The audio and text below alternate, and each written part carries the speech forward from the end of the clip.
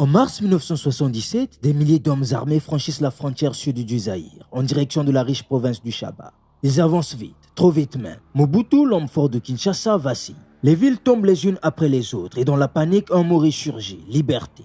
Ce n'est pas une simple rébellion, c'est un retour. Celui d'anciens soldats exilés depuis plus d'une décennie. Les Tigres du Katanga, bien décidés à en finir avec le régime de Mobutu. Mais cette guerre ne se joue pas uniquement entre Mobutu et les rebelles du FLNC. Dans l'ombre, d'autres forces tirent les ficelles. Le Congo devient l'échiquier d'une guerre froide africaine, où les intérêts des États-Unis, de l'Union soviétique, de Cuba, de la France et de l'Angola s'entrechoquent.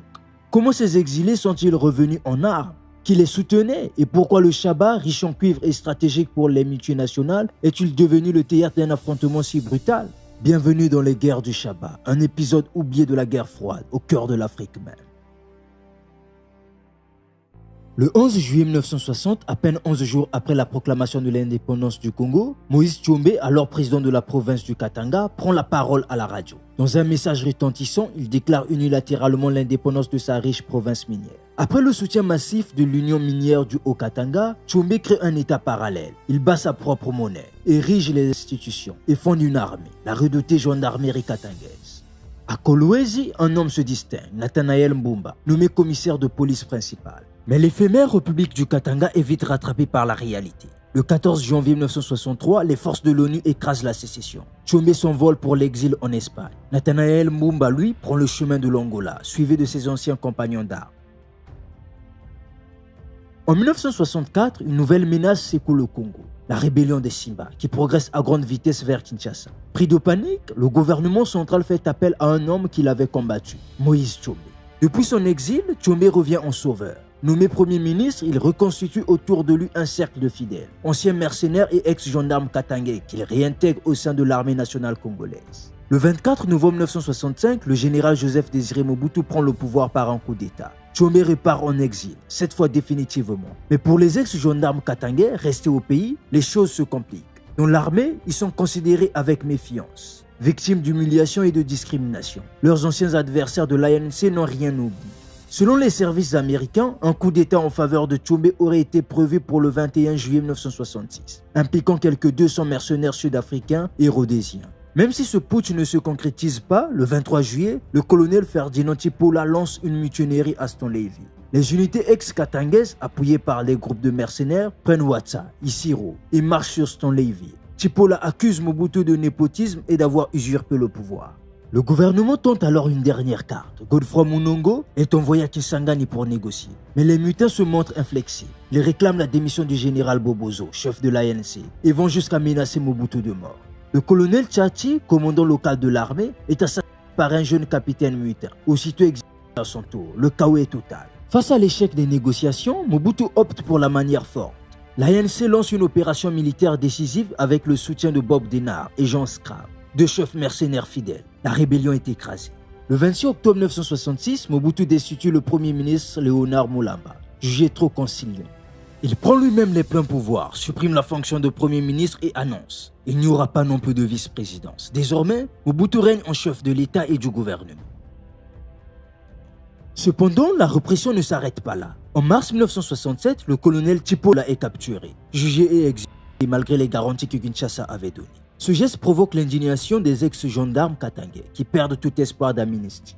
Le 24 mai 1967, les premiers d'entre eux fuient à nouveau vers l'Angola. Le 5 juillet 1967, c'est au tour des mercenaires de Denard et Scram de se mutiner. Leur objectif, ramener Tshombe au pouvoir. Ils s'emparent de Bukavu, au terme de violents combats. Les Katangais présents se rallient au mouvement. Mais après une semaine, les forces de l'ANC reprennent la ville. Les rebelles, de fait, fuient vers le Rwanda où ils déposent les armes. Une fois de plus, Nathanaël Mbumba et ses hommes reprennent la route de l'exil, cette fois vers l'Angola et la Zambie. En accord avec les autorités portugaises, les ex-gendarmes katangais s'installent dans la province d'Henrique de Carvalho, Antikapa et Teixeira da Souza. Là, dans l'exil, leur nombre grossit peu à peu, avec l'arrivée d'autres réfugiés Lunda, fuyant la terreur imposée aux Katanga. Les rares qui croient encore à l'amnistie et osent revenir au pays sont massacrés à leur retour. Après son exil en Angola, Nathanaël Mbumba est accueilli par les services secrets portugais. En juin 1968, il s'autoproclame général et fonde le Front de Libération Nationale du Congo, FLNC, une organisation politico-militaire qui ambitionne de reconquérir le Chaba, ancien Katanga, et de renverser Mobutu. À la fin des années 1960, l'Angola, encore colonie portugaise, est le théâtre d'un conflit féroce entre trois mouvements indépendantistes. Le MPLA, Mouvement populaire de libération de l'Angola, dirigé par Agostinho Neto, adopte une ligne marxiste et reçoit le soutien de l'Union soviétique et de Cuba. L'UNITA, Union nationale pour l'indépendance totale de l'Angola, fondée par Jonas Savimbi, est totalement soutenue par les États-Unis et l'Afrique du Sud. Le FNLA, Front national de libération de l'Angola, de Holden Roberto, bénéficie également du soutien américain, mais aussi de l'aide du Zaïre de Mobutu. Dès 1962, le Congo héberge le GRA, le gouvernement révolutionnaire angolais en exil, et offre au FNLA une base militaire à Kikunzu, dans la région du Congo central.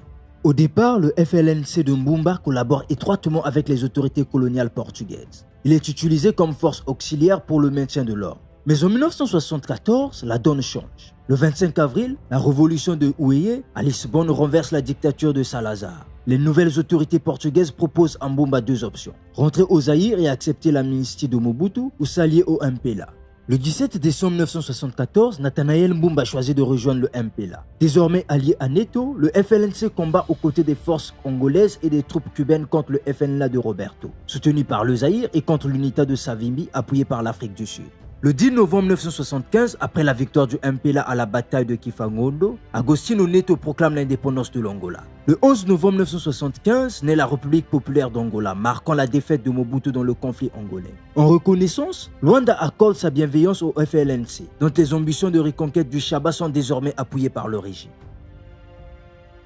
L'arrivée au pouvoir du MPLA et l'échec du FNLA fragilisent Mobutu, dont la politique angolaise est désormais perçue comme un échec. Mais en février 1976, Mobutu et Neto tentent une réconciliation lors d'une rencontre à Brazzaville. Le Zaïre promet alors de reconnaître les frontières du nouvel État angolais, y compris l'enclave du Cabinda, et s'engage à ne plus offrir de base militaire aux ennemis de Luanda.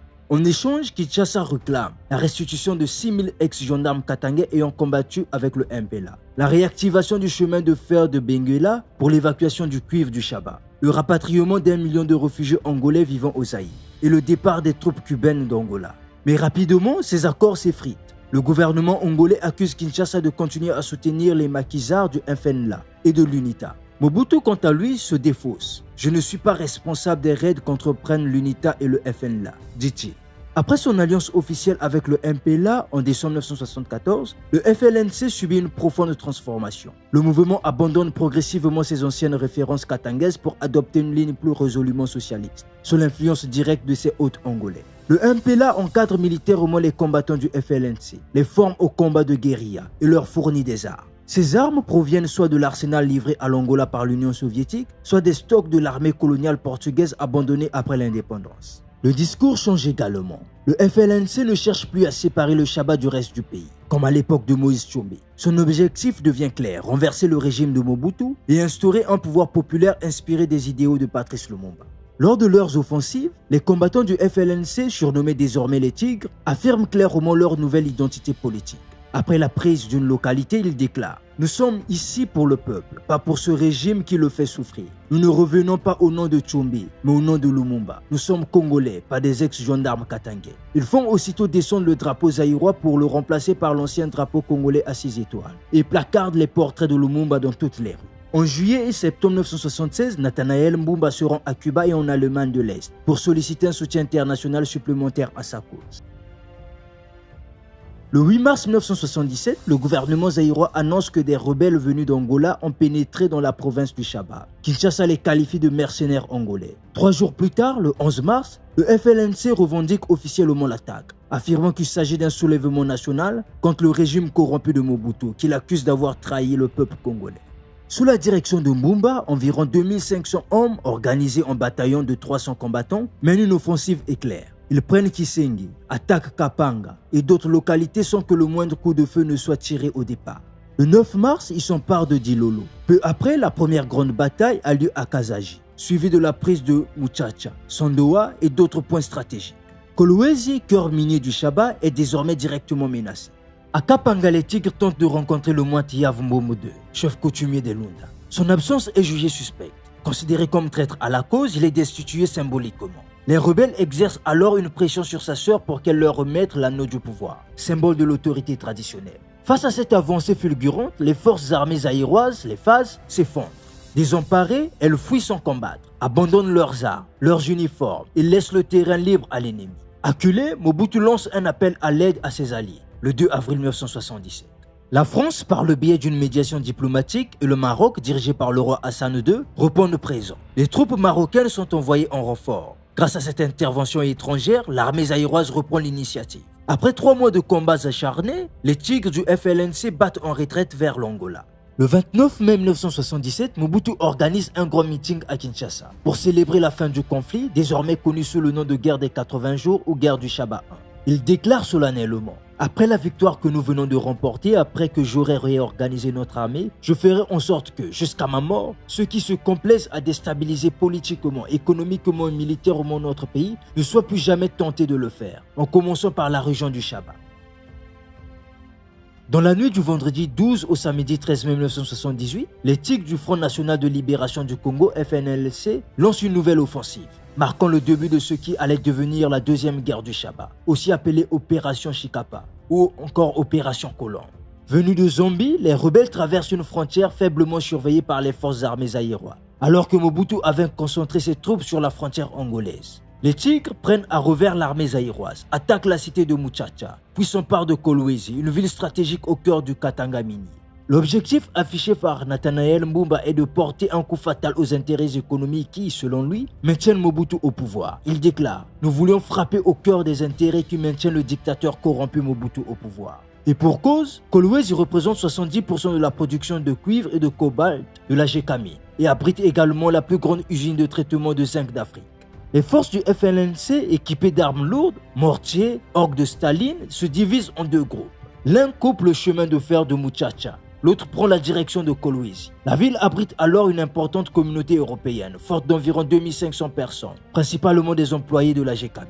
Les phases sont rapidement submergées, le bilan est lourd. Plusieurs unités se volatilisent, 7 avions et 5 hélicoptères sont détruits. Dans Kolwezi, le FLNC bénéficie de complicité interne. Il infiltre hommes et matériel, lève une milice locale, armant les centaines de jeunes chômeurs et membres de la PEC.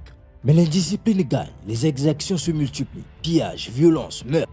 Zaïrois et Européens sont indistinctement victimes. Les rebelles, mal encadrés, se transforment en bandes incontrôlables. Les Européens deviennent des otages. Des parachutistes zaïrois, parachutés pour reprendre la ville, sont abattus en l'air ou exécutés à bout portant. Face au désastre, Mobutu réagit avec retard. Ce n'est que sous la pression des événements qu'il envoie le major Mayele, commandant du 311e bataillon de parachutistes, à la rescousse. À la tête de 200 hommes, Mayele quitte le Lubumbashi pour Kolwezi. À 150 km de là, officier courageux, il motive ses hommes, mène les assauts en personne. Il réussit à libérer l'aéroport, marquant la première victoire zaïroise significative dans ce conflit.